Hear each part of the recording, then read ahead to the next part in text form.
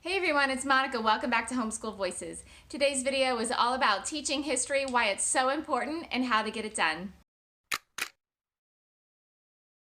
I just want to start off by saying if you subscribe to my channel, thank you so much. I just reached the 1,000 subscriber mark, so yay!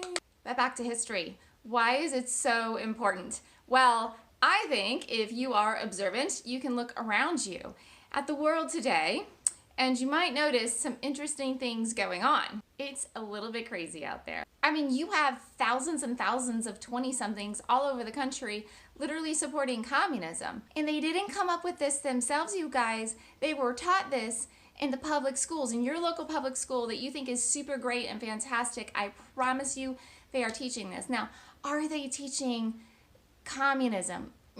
Probably more like socialism, but socialism is the little brother of communism. I think it's clear that if you have public schools all over the whole United States preaching socialism, don't be surprised when you have a big segment of the population that just goes a little further and goes over to communism. But let's not dwell on political ideologies. Let's think about other things like our rights that are diminishing day by day. And you have the vast majority of the American population in full support of it. It's a-okay with them. The government can force anything on you as long as it's for the public good, and it's fine. Why? Because they are very, very unaware of history, and they just don't have examples to draw upon in their head to help them understand why this would be a bad thing. The Nuremberg Code was developed for a reason. Actually, one of the most important things in the Nuremberg Code says that you cannot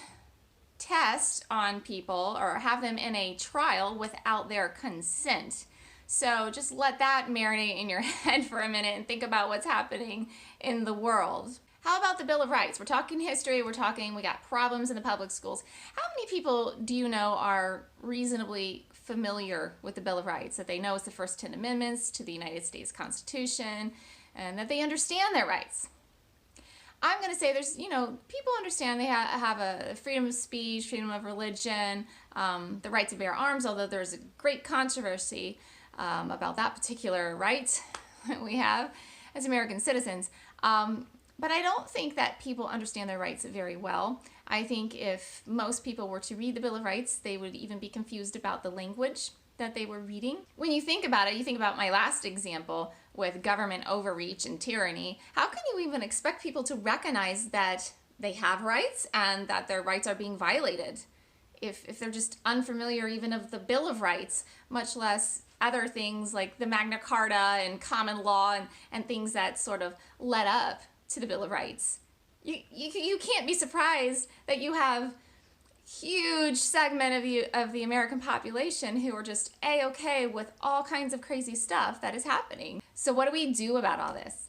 Well, the answer is it is absolutely imperative that we teach our kids history. It's imperative that our kids become good readers, because if you're going to really, really get into history, you're going to read historical documents, you have to be a good reader. You have to have a high vocabulary. It can't be a chore for you every time you read something. Okay, Monica, I get it. We need to teach our kids history. How do I teach my child history?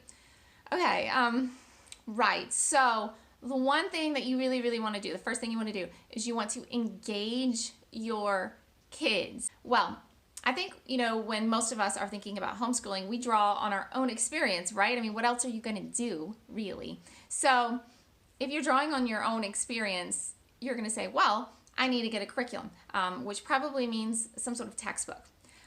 Seeing as most of the United States has an atrocious understanding of history, I'm going to suggest that it's not the best idea to copy your own experience. I'm going to suggest that you need to be brave, you need to do something different, and you can't possibly do worse than the public school system will do. So whatever you do,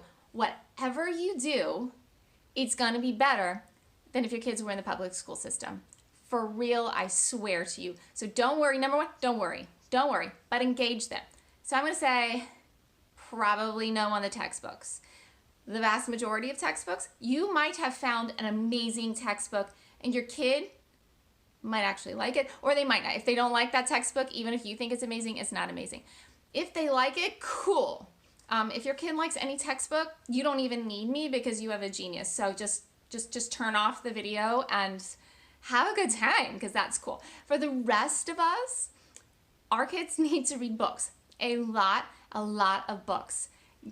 Go to your local library. I know a lot of people, they've never been to the library. So you need to go to the local library. You're gonna go broke if you buy all of these books from Amazon or whatever. Maybe you can get them used.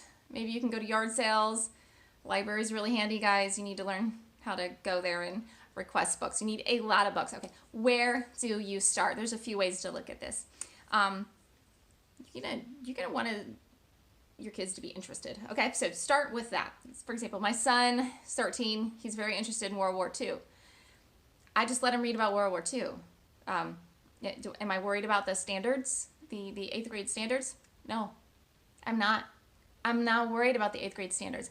I cannot possibly teach my child enough about history. And I'm not really teaching him. He's teaching himself, okay, but you have to let that go. You will not teach your children enough about history. You will teach them to be autodidacts.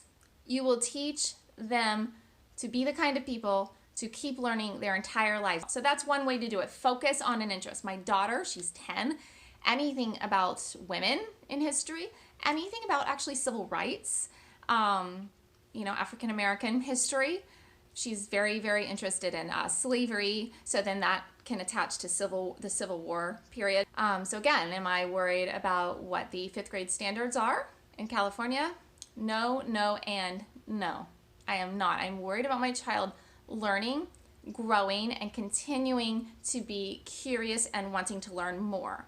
Another way you can approach things, especially if you have younger children and they don't know what they're interested in, is you can start with start local and then move out. So start with your town. The history of your town can be so interesting, and you can go around and you can look at old photographs of your main street and what the photographs look like now, or you could just go to Main Street and see what it looks like.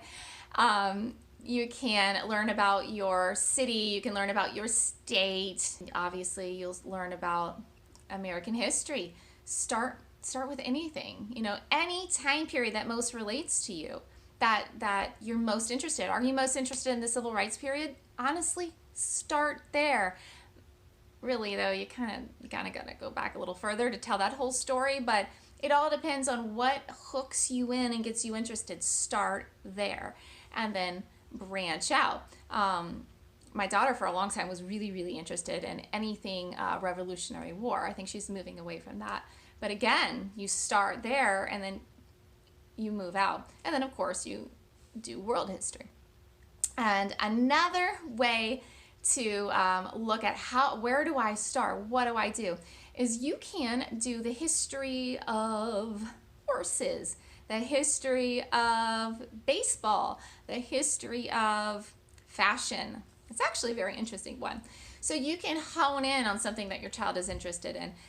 If you're going to say the history of Pokemon, not necessarily as good because Pokemon doesn't go back very far. But if you can find women rulers in history, any kind of targeted thing that your child might be interested in is another way to have a good starting point. The next question that most people have for me is, how do they know that they're doing enough?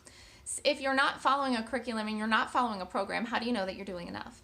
Well, just like when somebody is working 8 hours a day and they're doing their job, typically they are thought to be doing enough when they work for 8 hours. Typically, they don't have to follow a real strict path of exactly what they have to accomplish. Sometimes there are some goals and some deadlines, and you can impose that sort of thing too, but generally speaking, put the time in. So what I have in the description is a link to a planner that I put together with instructions. There's 4 or 5 different options for planner pages. There's a blank one. There's one for younger kids, medium-aged kids, and older kids. So 4 options. And there's directions that include time recommendations. So I have different options for how much time. My kids do 20 hours a week, so that's 4 hours a day. And of that 4 hours, they do about 2.5 hours of history reading a week. So that's about a half an hour a day. That is me. Take my suggestions as a starting point, not as gospel. So take my suggestions. If you don't know what else to do, try to implement them and make adjustments as necessary so that what you're doing really suits your needs and not mine, right? So that's what I would say. I would start with maybe a half an hour a day if you have older kids.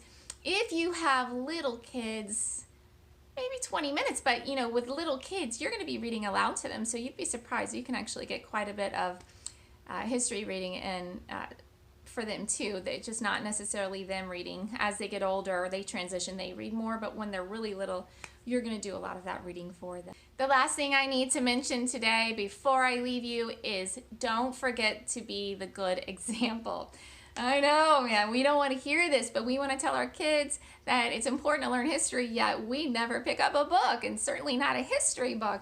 So you need to try to develop a little bit of an interest too. If you really want to be successful in raising an autodidact, raising a person who wants to continue to learn, then you need to be a person who continues to learn. So, and specifically, if you want to tell them that history is important, it would be ideal if you show them with your actions that learning history is important. So, for example, my husband is listening to an audiobook now, and it's all about the history of the world, but through the lens of different drinks. So beer, wine, I don't know what the other ones are, maybe whiskey, I don't know.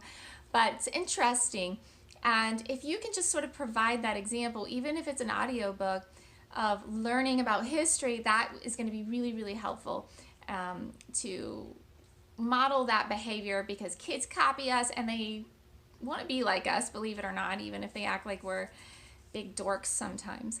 So I hope that was really helpful, you guys. If you like this video, please click thumbs up. If you want to see more videos like this, please click subscribe and the notification bell next to it. In the meantime, happy homeschooling and have a great day.